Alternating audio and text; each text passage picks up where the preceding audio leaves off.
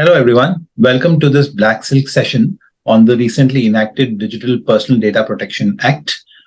This will be a series of discussions on the Act, and Black Silk is a not-for-profit organization that promotes discussions on technology laws.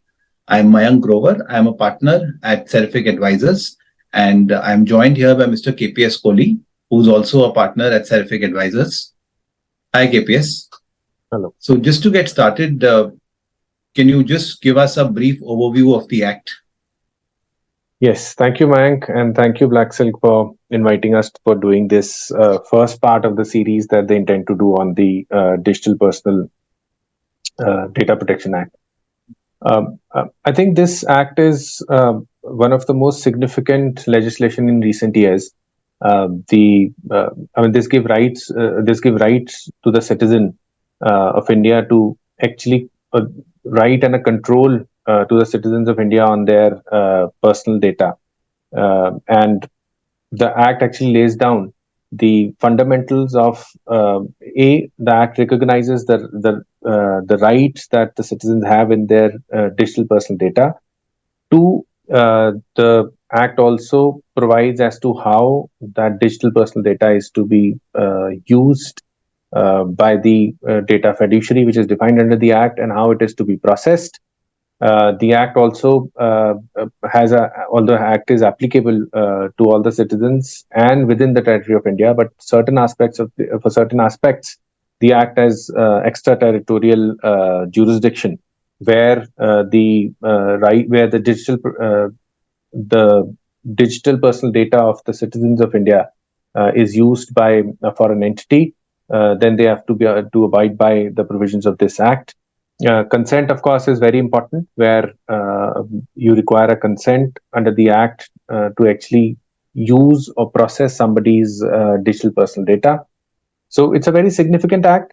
And finally, we have this Act, although it's been in the making for some years now. 2018 was the first proposed bill which had come out, and then we are in 2023, when finally, after a lot of iterations, the Act has been notified. But there's been a lot of confusion with some people as to whether the Act now is applicable, whether the entities are now to respect the digital personal data of the citizens, and whether all the requirements that the Act, all the requirements that you have to do under the Act, are they enforced? So I think let's just discuss a bit on that. Although the Act is notified, but the Act is not in force as yet. And Mayank, if you want to shed some light on this.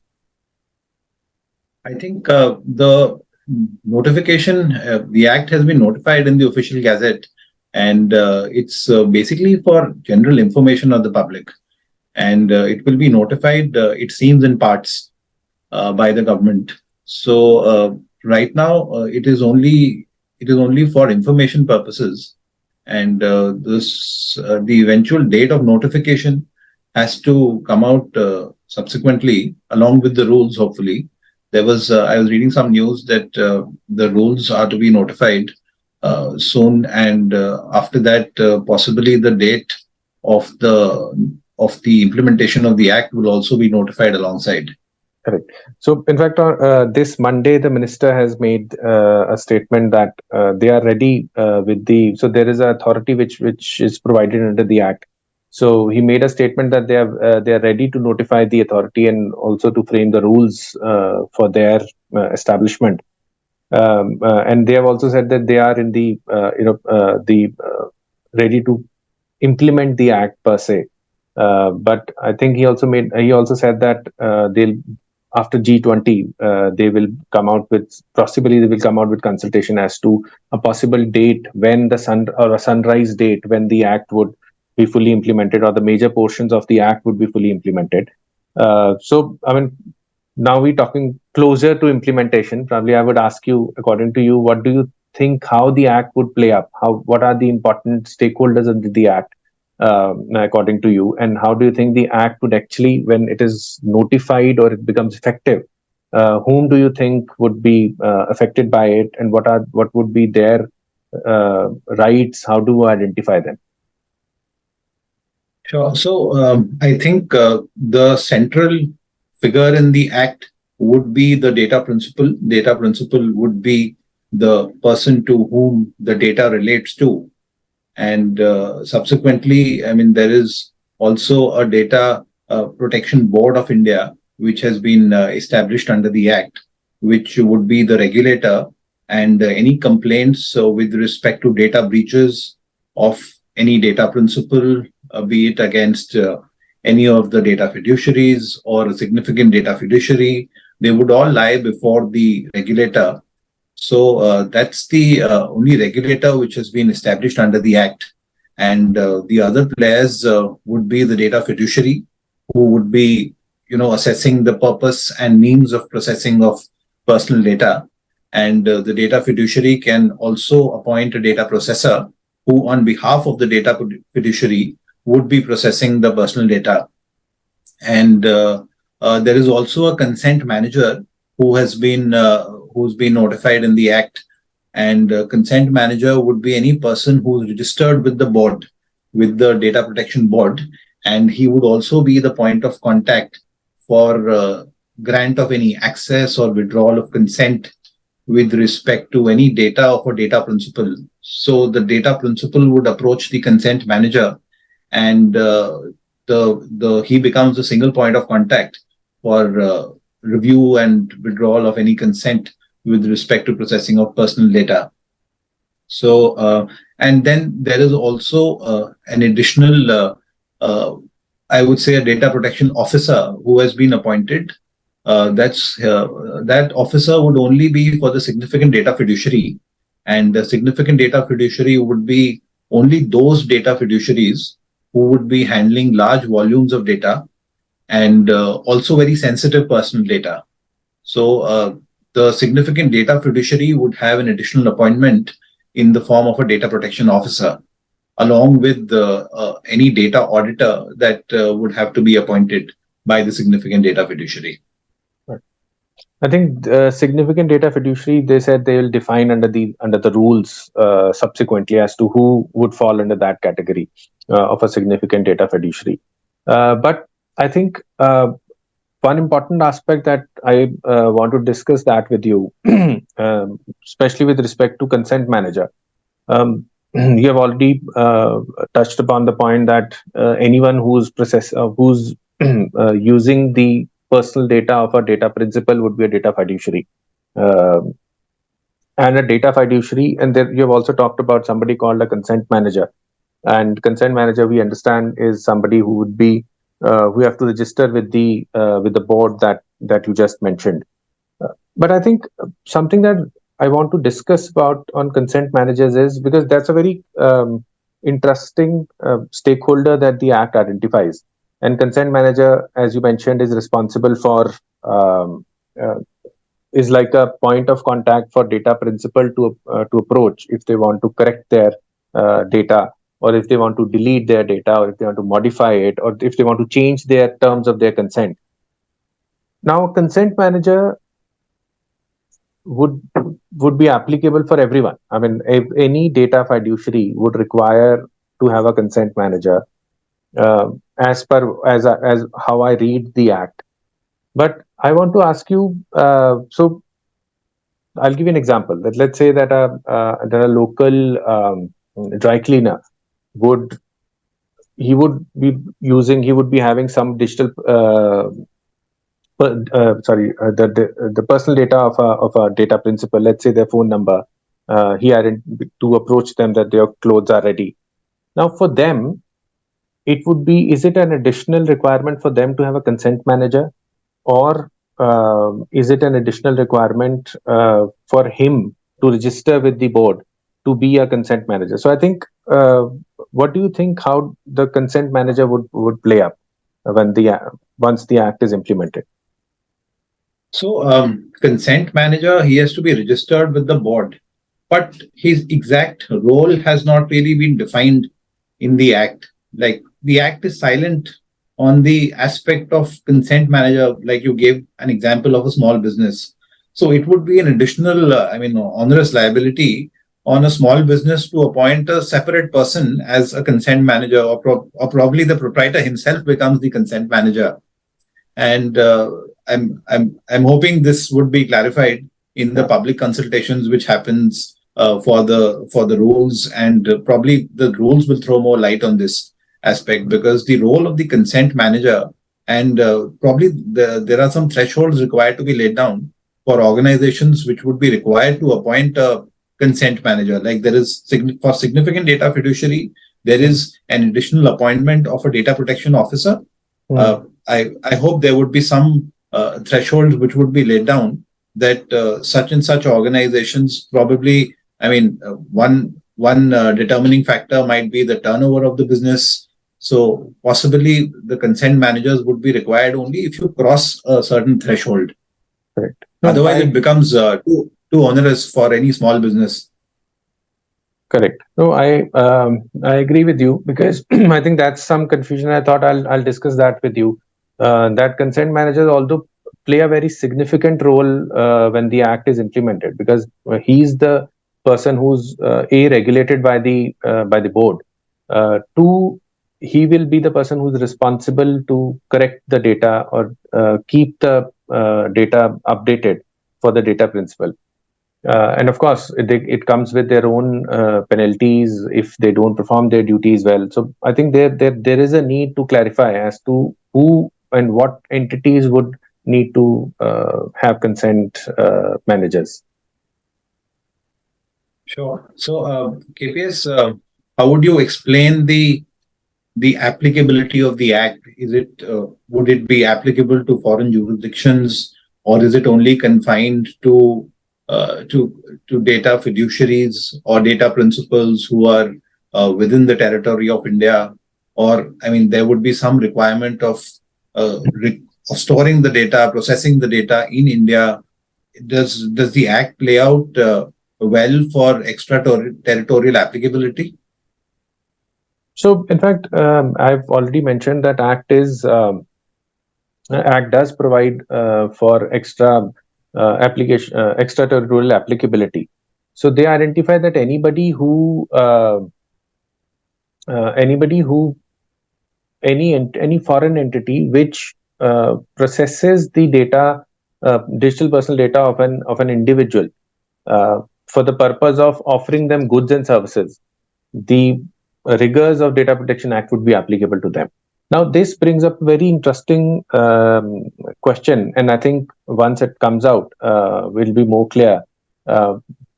For e-commerce site, for that matter, any foreign e-commerce site which is selling goods in India or shipping goods in India, this act would become applicable to them, because you would need Indian data principals, maybe a phone number, definitely their name and their address to ship the goods to them. So there is a digital personal data. The Act identifies that if any foreign entity which is selling goods or services to data principals as defined under the Act, this Act becomes applicable to them.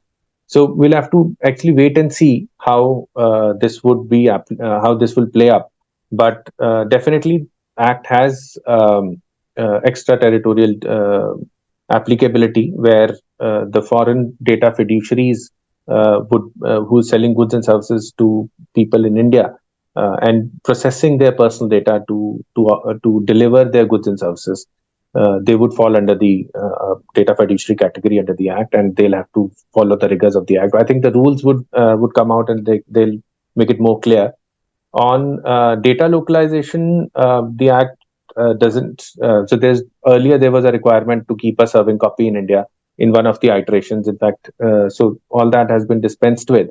But the Act does provide that the government can actually come out with a list of countries, or put a prohibition on transfer of data to certain countries. So the Act gives power to the government to actually come out with a list and prohibit certain countries to which the digital personal data cannot be transferred to. So that's how the Act has been structured. But I think a lot would depend upon the rules that would come out. As I said, that I think it's a long way to go, and once the rules are out, we'll know how it is to be played up. So Sure, I think, yeah, please go ahead. I was about to bring up that point of storage of critical and sensitive personal data, and how any multinational e-commerce company operating in India, offering services, goods in India, how would the data of all the users be stored?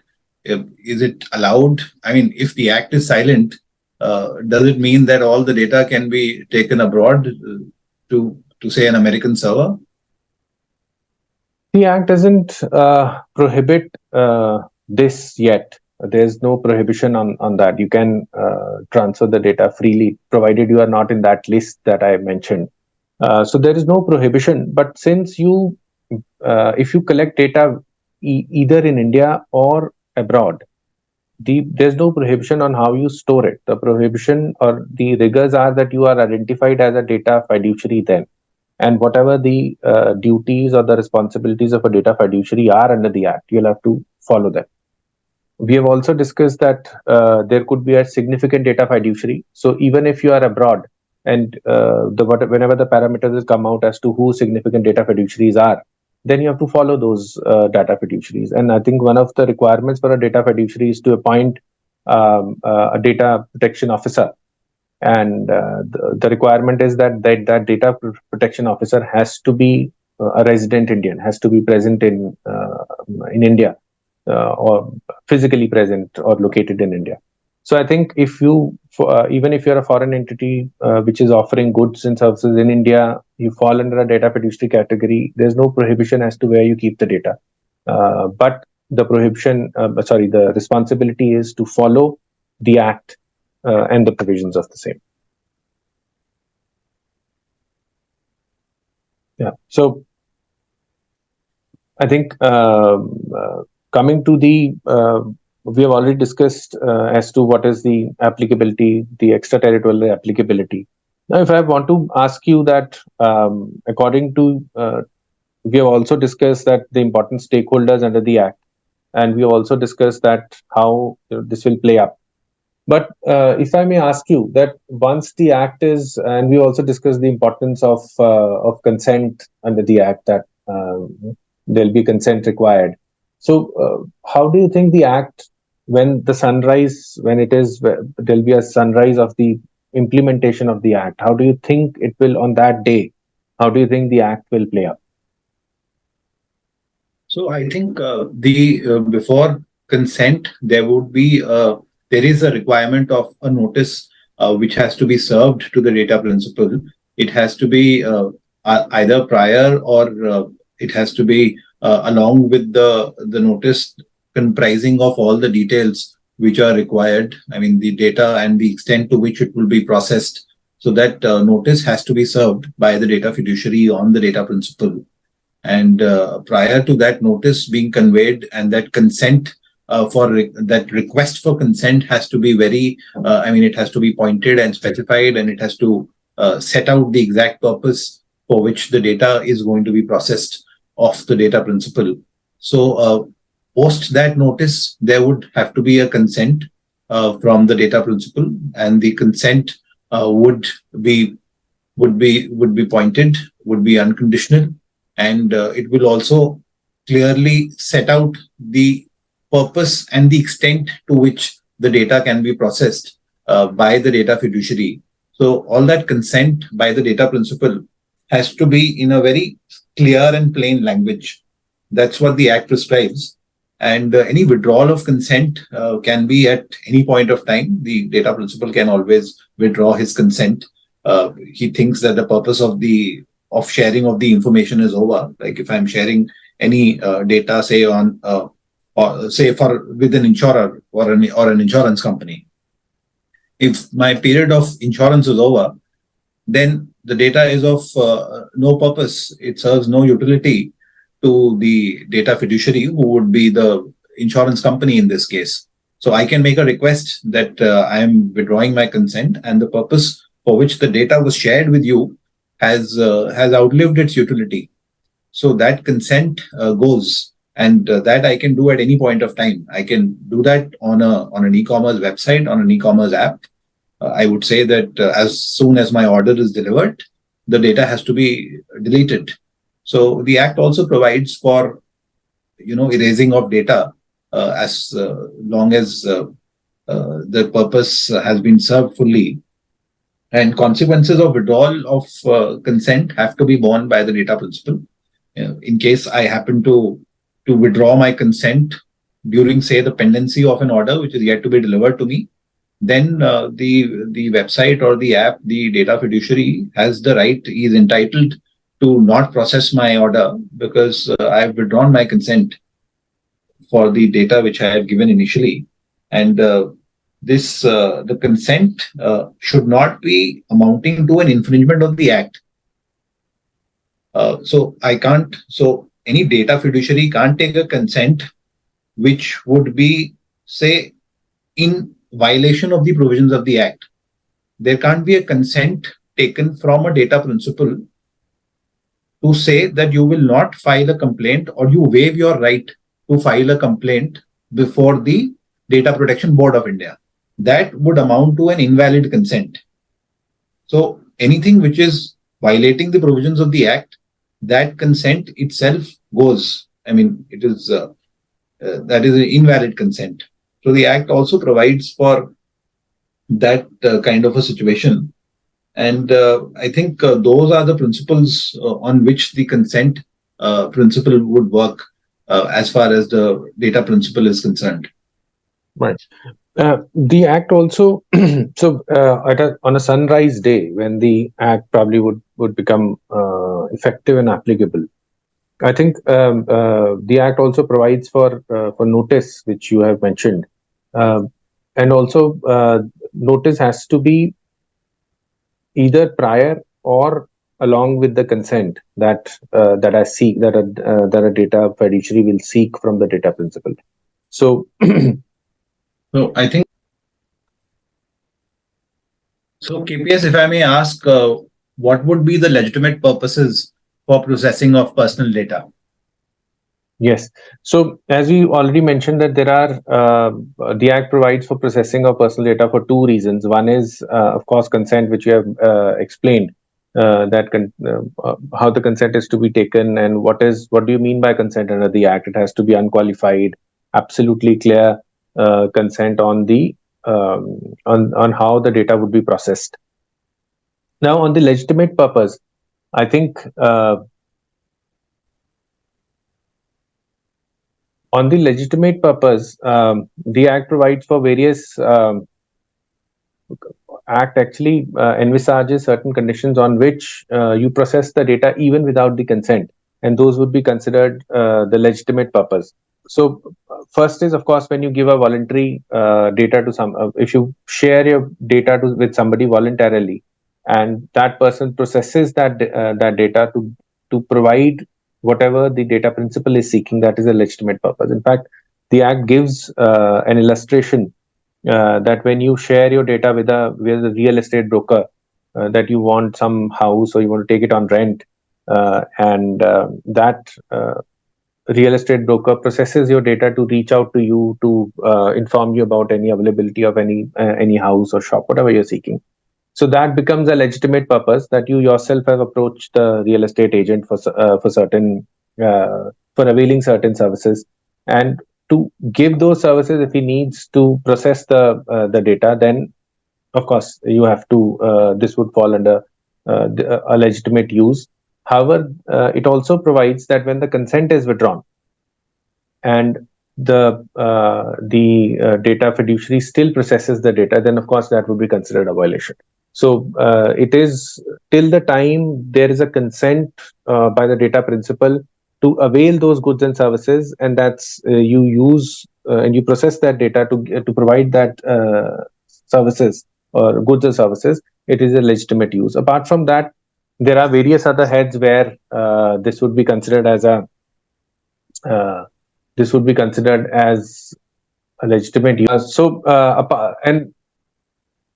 apart from processing by the by anybody from whom you seek services, the Act also provides where it is important to implement certain orders of the court, or where you seek certain facilities from the government, and you give your personal data to the government and government processes it, then that would come under a legitimate use, and this would be outside the purview of a specific consent that you need.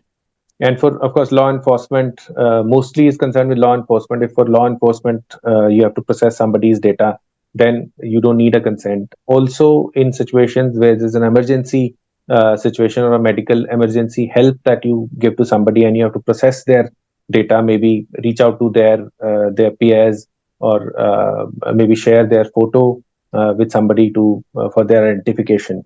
So for that purpose, the Act provides that there'll be an exception to this, and this would not be applicable. The consent would not be applicable. Sure. I think that's an exhaustive list which is provided for legitimate users, be it for implementation of judgments of the court, or be it medical emergency or a disaster. And I think there are some stipulations with respect to employment also. Yes. And that would also amount to a legitimate use. If I mean, you can throw more light on that. Correct. So that's a very good point, and I think that's what most of our viewers would be looking at, as to whether the corporates are exempted from taking consent for processing the data of the employees or the prospective employees. So I think that in the earlier iterations, I think there was a lot of confusion, or there was a lot of fear as to how will you process the data of a prospective employee, or how will you process the data of an employee that you have. I think that this takes care of it, because if you process somebody's data for the purposes of employment, this is exempted. This is a legitimate use under the Act, and it is exempted. So I think earlier there was a fear that somebody who has come to you for the purpose of interview, and obviously they have consented you and given you their personal data, because the CV would have all their details.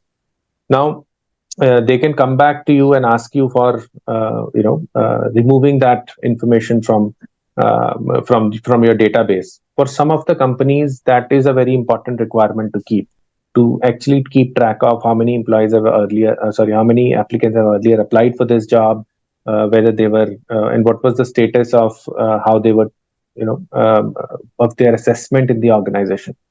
I think the Act clearly says that for the purpose of employment, you can process the personal data of employees, and that would come under a legitimate use. So that's a big relief for many of the companies who intend to employ people and process their personal data. Sure. So I think KPS, we've had a good session, and let's carry the discussion forward to the next session. We are out of time for this session, and hopefully we'll be able to catch up very soon on. Right. I think there are a lot of discussions left.